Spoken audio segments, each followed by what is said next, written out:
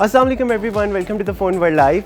मैं हूं साद अहमद और आज मैं रिव्यू करने जा रहा हूं क्यू मोबाइल क्यू इन्फिनिटी सी का, जो कि अभी रिसेंटली जो डिवाइसेस क्यू इन्फिनिटी की सीरीज़ एक लॉन्च हुई है जिनमें क्यू इन्फिनिटी बी सी हो रही है। तो इन तीनों डिवाइसेस में मिड में आती है, यानी कि क्योंकि बी बिल्कुल एक एंट्री लेवल की डिवाइस है और ई जो सी है वो थोड़ी सी इस डिवाइस से बेहतर है। इन दोनों डिवाइसेस से ई बेहतर थी, लेकिन ये मिड में आती है। लेकिन व्यूअर्स, एक बात फॉर श्योर इन तीनों डिवाइसेस में कॉमन है, वो ये है क्योंकि इन तीनों डिवाइसेस में इन्फिनिटी का नाम लग रहा है, जिसका मतलब यही है कि आपको तीनों डिवाइसेस में वेदर साइज़ जो सा है वो क्यू इन्फिनिटी बी का काफ़ी ज़्यादा छोटा है इन दोनों के कंपेरेटिवली, लेकिन स्टिल उसके अंदर भी आपको एस्पेक्ट रेशो 18:9 ही मिल रही है, जो कि फुल व्यू का डिस्प्ले है। तो इन तीनों डिवाइसेस में एक यही अच्छी बात है कि आपको एटलीस्ट फुल व्यू का डिस्प्ले बहुत कम प्राइस में मिल रहा है। लेकिन मैं आपको पर्सनली बताता चलो, मुझे इन तीनों डिवाइसेस में कोई ज़्यादा फ़र्क नहीं नज़र आया, इतना ज़्यादा ख़ास। सिर्फ एक यही छोटा सा साइज़ का फ़र्क है। एक तो बी बहुत ज़्यादा साइज़ में छोटी है, यानी कि वो अराउंड 4.5 इंचज़ की डिवाइस है, ये 5 इंचज़ की है। और क्यू इन्फिनिटी ई जो सी थी वो ऑलमोस्ट 5.5 इंच की थी। तो यही एक साइज़ का डिफरेंस और थोड़ा सा कैमरे का फ़र्क है। अदर दैन दैट हार्डवेयर में और डिज़ाइन में मुझे कोई बहुत ज़्यादा फ़र्क नहीं नज़र आया। तीनों डिवाइसेस का ऑलमोस्ट एक जैसा ही डिज़ाइन है। फिर सबसे पहले अगर बात की जाए इस डिवाइस के डिज़ाइन के बारे में, तो आप देख सकते हैं इसकी बैक पर ही इसकी फ्लैश लाइट और इसका कैमरा अवेलेबल है, जो कि 5 मेगापिक्सल का कैमरा है। इसका बैक कैमरा भी और इसका फ्रंट कैमरा भी 5 मेगापिक्सल का है। लेकिन व्यूअर्स, ऑनेस्टली मुझे कैमरा की बैक की तो ठीक है 5 मेगापिक्सल के लिहाज से, लेकिन फ्रंट कैमरे की मुझे कोई बहुत ज़्यादा अच्छी नहीं लगी, नॉर्मल है, बल्कि आई थिंक थोड़ी सी कम है 5 मेगापिक्सल से। लेकिन स्टिल शो इसके अंदर 5 मेगापिक्सल ही हो रही है। तो और स्पेशली अगर आप इसके अंदर एस्पेक्ट रेशो बढ़ा देंगे पिक्चर की, तो वो पिक्सल साइज़ डिक्रीज़ होकर बल्कि 2 मेगापिक्सल पर आ जाएगा।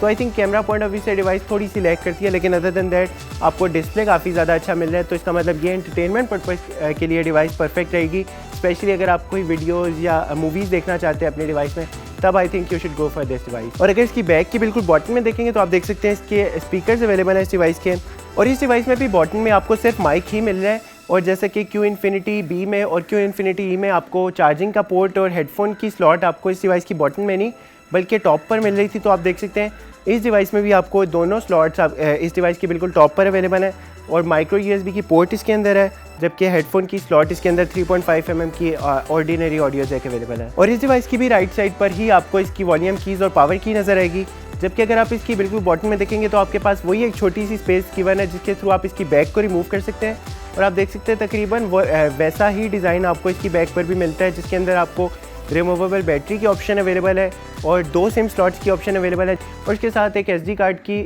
डेडिकेटेड स्लॉट आपको मिलती है, यानी कि अगर आप रोम को एक्सपेंड करना चाहते हैं अपनी डिवाइस की, तो उसके लिए आपके पास ऑप्शन अवेलेबल है। और दूसरा है कि इस डिवाइस में थोड़ा सा फ़र्क बैटरी का भी है, क्योंकि आपको क्यू इन्फिनिटी ई में 2500 mAh की बैटरी मिल रही थी, जबकि इस डिवाइस में आपको थोड़ी सी ज़्यादा बैटरी मिल रही है उससे, यानी कि 2700 mAh की बैटरी है।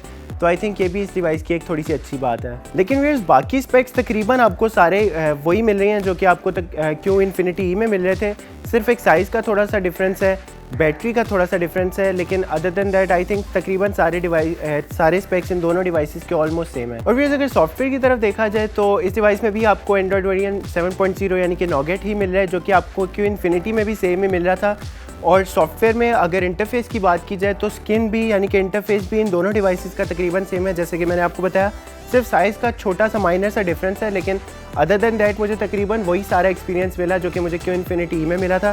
सेम सारा एक्सपीरियंस मुझे इस डिवाइस में मिला है। और इवन CPU भी इन दोनों डिवाइसेस का सेम है, यानी कि इस डिवाइस में भी आपको 1.3 GHz का क्वाड कोर प्रोसेसर ही मिल रहा है।